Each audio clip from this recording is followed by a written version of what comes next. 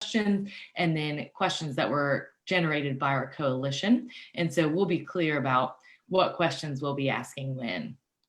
Okay. Thanks for having me. Yeah, thank you for being here. I will go ahead with the first question. Why are you running for council? You have 90 seconds to respond. I'm running, and why I decided to take the appointment when I did 2015 is because living in Lexington my whole life, I'm a real advocate of doing all that I can to make our community better and working with those that have the same mission and goals. This district is unique. It's diverse. It's widespread, and there's a variety of different neighborhoods with a lot of different people from different backgrounds. And I think you have to be able to talk the language of the folks in each and every neighborhood to know and to listen and to find out what their needs are and work to address them. Because sometimes the folks that you have to work with that impact and make decisions that affect people in these neighborhoods don't necessarily speak the same language, so to speak. So I just have a real passion for my community and a real passion for doing my part to try to make or try to improve the quality of life in Lexington, especially the first district. Absolutely, thank you. I would say, wow, are you the best candidate for this position? But we know that you're running unopposed, so we're glad that you are. Thank you. We will move on to some questions that were submitted directly by community members. So do just want to be clear that we'll be reading these questions to you verbatim exactly as we received them we had people submit these questions via Google form. They were able to call and text a Google Voice and a Google text line, as well as email them into us. So we got the questions in a variety of different ways. And just once again, we'll be reading those exactly as we received them. Okay. In fact, I just received a question via text right now to our text number, but we'll get to that one in a little bit. But let's go ahead and start by talking about housing. This is a question that was sent in relating to housing from a community member. What specific housing policies would you recommend or propose to address our housing shortage here in Lexington? 90 seconds to respond. That's a tough question to answer 90 seconds because I think there are various ways to address housing concerns. In regards to housing affordability, I think we definitely as a city have to put more money towards the affordable housing fund and find a dedicated funding source for it in order to maintain it and to try to keep pace with the housing needs and the affordability needs of folks in Lexington. I was on a call today, and I think that our housing needs as a community may change due to the pandemic and what people look for and want as far as housing stock.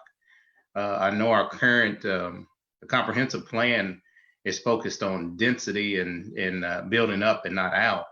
But I think in some scenarios we see in other cities, folks they want some space between people now because of concerns with the pandemic. And I don't know if that's going to be a short-term thing or a long-term thing. But we definitely have to explore all the housing options that we have to create more housing for our growing population and explore every opportunity to try to make housing affordable here in Lexington. Great. Thank you so much. Another question related to housing, and that is, are you in support of accessory dwelling units, or commonly referred to as ADUs, which we know well? They received a unanimous vote by the Planning Commission, but have yet to be supported by council members. You have 9 seconds. Well, I will say I'm in support of ADUs, accessory dwelling units, but I think we just have to make sure, and I think the last version of the ordinance that came from the Planning Commission addressed some of the challenges that some of the issues that neighborhoods think that may come to pass if we allow accessory dwelling units. So I do support it, but I want to make sure that we have the regulations in place to make sure that they don't become something that people take advantage of as far as multiple rental units, building them too big in regards to scale of the original unit and the lot. And I think there's a couple of other things, but generally I'm in support of them. I just want to make sure that we regulate them so they don't negatively impact neighborhoods. Great, thank you. And actually a question that is sort of tangentially related that came in via text message to our lovely phone for our office. So my question for the candidates, this is again directly from a community member. My question for the candidate is about short-term rental units. Since the COVID virus has hurt so many small locally owned businesses and put a lot of people out of work, would you vote to remove the new restrictions such as the 52 stays a year on short-term rental units? We who do Airbnb pay taxes to the state and city. Why would the city vote to take away our jobs, businesses, and revenue to state, given the state of the budget? I'd have to go back and check, but as far as I think city council is concerned, I don't think we voted on any change to short-term rentals. I think the 52 rentals a year was something that was already an ordinance by from previous definitions of I can't remember if it was the definition of short-term rentals or if it was the definition of what fell into that the category that short-term rentals fell into. So, you know, I know we talked about it, but we had so much public comment and so much public interest about short-term rentals and how we would regulate them. We actually have put that conversation off until a time where we can have public comment before we resume the conversation. But and I had a concern about limiting the amount of rentals because I know it's tied directly into how much money the host can make, and then also how long folks stayed in the unit. So I'm open-minded to the number of rentals that you can have a year, and we do value those small business owners as well as the hosts that are representatives of our city in the services they provide. So I think there's still a lot of opportunity to have some good discussion on that topic, but in no way I don't think we're trying to penalize short-term rental owners and hosts. We just want to make sure that everybody's playing by the same rules, so to speak. Great. The next question that we have on our community, I feel like I've asked a couple questions in a row here, but it seems to be how it's working out at the moment. The next question that we have that has come in from community members relates to public safety issues. Do you support defunding the Lexington police? That is a 90-second, you have 90 seconds to respond to that simple question. Yeah, no, I don't support defunding the Lexington police, but what I do support is looking at ways to better allocate our funding to address public safety issues, if that makes sense. And whether or not that, you know, we put more money towards social service initiatives or towards intervention and prevention initiatives, you know, I do support that. But you know, I represent several neighborhoods where I'm talking about the same neighborhood. I get a lot of calls for additional police presence, but then I also get calls for reduced police presence. So it's it's a balance. So I don't know how you work that balance if we currently defund or take money away from the police department right now, and what that would look like and what that would do to the services that they provide. But I think we need to look at every opportunity to do more prevention and intervention as opposed to just focusing on public safety, because a lot of times when you call the police, they show up and address issues that are taking place right now. And I think we need to do everything that we can to try to prevent activity that puts the public safety at risk. Thank you so much. Another community question. What will you do to build more sustainable waste management systems in Lexington? For example, introducing curbside compost and other programs. You know, anytime somebody says the word compost, there's a couple of words: compost, trees, and some other things that make me think about Councilmember Jake Gibbs, because I knew that's where his heart and his passion was. But I'm pretty open-minded to any ideas or any kind of initiatives that could make better use of the waste that we have now, as opposed to putting it in the landfill. The only thing that that concerns me, and it only concerns me because the budget and allocating funds is one of our main priorities at the city. A lot of times, those alternative methods to disposing waste tend to be more expensive. I know, just for example, we have those compressed gas trucks at Waste Management, and we're looking to increase our fleet. But those are very expensive to buy those trucks and to use those filling stations, although we know that they are better for the environment. So we have to balance that cost as well as the cost that it has on the environment. But like I said, I'm pretty open-minded to ideas and initiatives to address those. And let me know if I'm answering the questions. Sometimes I get to talking and I hope I don't veer too far off the trail. So bring me back if I get off the point and don't answer the question. Don't worry, we will. We will. Great. So the next question is a long one. So you might want to get a snack. This is a long question. So charitable, this is again sent in by community members. Charitable nonprofit businesses employ 9% of the Lexington Fayette County workforce, or about 14,000 residents, and they account for 9.6% of the annual wages inside Fayette County, or $674 million. In addition to being major employers, the nonprofit sector also brings significant revenues through tourism, local dining, and retail support into Lexington. How would you support the nonprofit sector as an employer of choice and as an economic engine in Lexington? You have 90 seconds. I think the nonprofit community provides a lot of needed services in our community. So, early on when we came up with the small business stimulus grant, I was one of the council members that questioned whether or not nonprofits or not-for-profits should have been in that category with for-profit businesses. And the reason I brought that up is because my thinking was, we have ESR, we have community development block grants, and there are several other grants that the city pays out that our nonprofits and not-for-profits qualify for. I felt like we needed something for the business community to have on, for kind of to help them recover during this economy.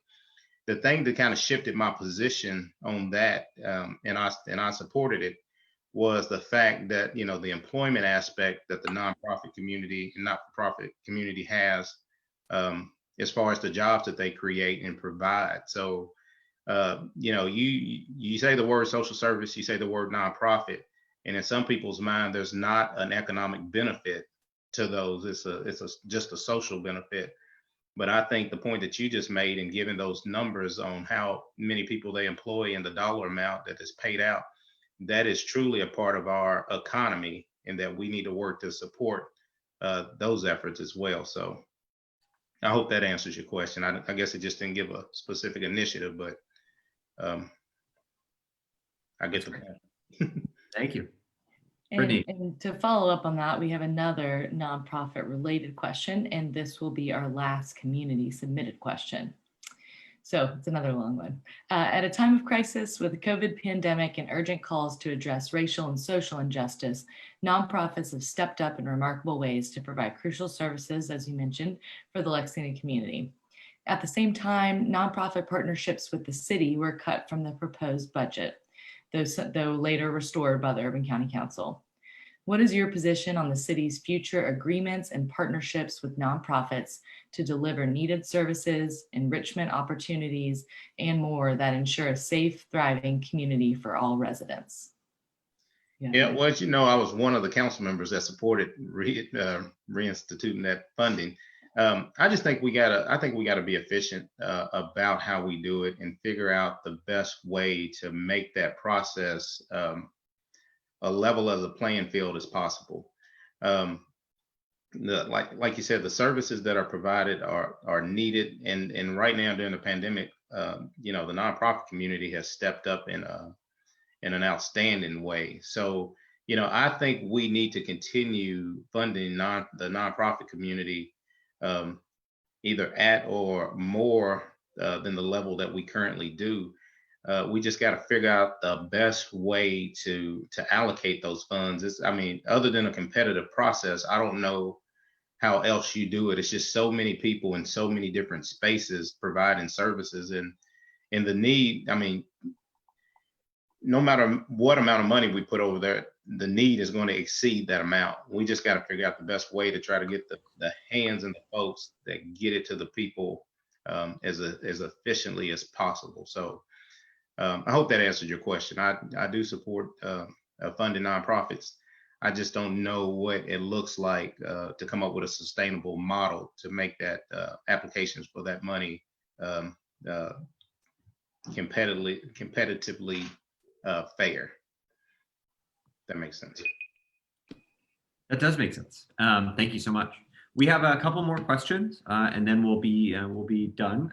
Just for everyone that is watching out there on Facebook, to let you know, generally our forums with candidates who are running unopposed are going to be shorter than the forums with candidates who are opposed. So that is why this one is going to end up being a little bit shorter than our ones over the past 2 days.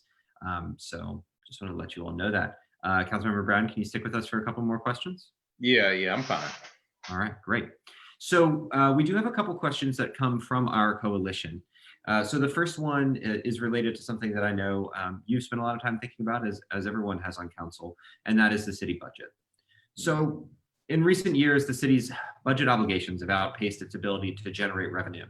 In the fiscal year 2021 budget, this has dramatically impacted everything from economic development to social services.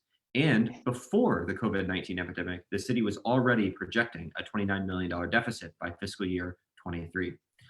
What strategies do you recommend to address revenue shortages inside the city on an ongoing basis, in addition to balancing spending priorities?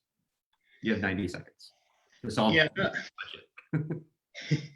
Yeah, I think we got to look at revenue enhancing opportunities. In the kind of say it in plain English is looking at taxes, raising taxes. So I think it's all about which ones that we take a look at to minimize the impact that it has on our residents. Right now, I don't think it's the appropriate time to be talking about it. I think that there's a lot of people struggling and suffering due to the pandemic and other various things that are going on that, I think we got to kind of put this behind us. But our expenses continue to grow, and our revenues are getting stagnant. So, I would say look at property tax, but it's the one that we get the least amount of bang for our buck. But it hasn't moved in. Well, at least from the city's perspective, we haven't put an increase there in a while. Some of the other options I support or I would consider, we would have to be authorized from the state to even consider on a local level. So, we have to talk to our state legislators to see if they will give us more options to generate revenue. I know the restaurant tax was one that was brought up, and definitely, that's something that with what restaurants are going through right now is something that just seems so far out and not the best idea. But then also, I forgot what it's called when you create a taxing entity for a specific project that sunsets at a certain time. I think that's something that also that we would have to have authorization from the state to look at. So, I think we got to explore those options and hear from our constituents about what they would support and what they think is reasonable as far as enhancing revenue. Great, thank you. Brittany. Thank you. All right, wasn't sure if we were freezing up or not. That it may be on my end. Another question from our coalition is about redistricting. LFUCG Council will soon have the responsibility of council redistricting. Excuse me. What is your approach to including public participation in the redistricting process? 90 seconds. I think probably would have to set up a few town halls and maybe forums across the district to hear from several neighborhoods. For one, I don't necessarily know if everybody knows how they could be either negatively impacted by redistricting, depending on where the lines are drawn or redrawn, as far as representation, especially in the first district. With some of the neighborhoods that I represent, I probably have the highest concentration of African American neighborhoods, and me being the one of two African American council members is a challenge because representation matters. So where those lines are redrawn can seriously impact that. The other factor, and I guess I'm going beyond public input, where that question was focused, is our city is unique with its urban and rural mix, but we have 14 council members that represent pretty much urban districts, and we got one that represents rural districts. I think it would be beneficial if more than one council member had a voice for the rural part of our community, because it's part of what makes our city what it is. So I think we need to talk about that. Maybe we go into pie-shaped districts, and then that way everyone gets rural and urban constituents. So I think that's important. But I think having town halls and actually having some conversations about how the district and its representation can be impacted by redistricting will be the best way to get some kind of public input on that subject. Great, thank you so much for that. I would like to move on to a question of racial justice. So given your understanding of Lexington's very long and complicated history around racial injustices, what do you think our city can do to address inequality and its root causes in our community? I think one of the first steps is acknowledging that it exists in various systems throughout government, economics, and society, period. The other thing that we have to do, and I don't know how it's done because it sounds easier than it actually would be implemented, is we have to take a look at the policies that we implement and see how they impact different races and folks in economic status. I know a resolution or something's on the floor of the state pushed by Senator Neal out of Louisville for them to do that at the state level. I think our city needs to have something in place to do that on a local level.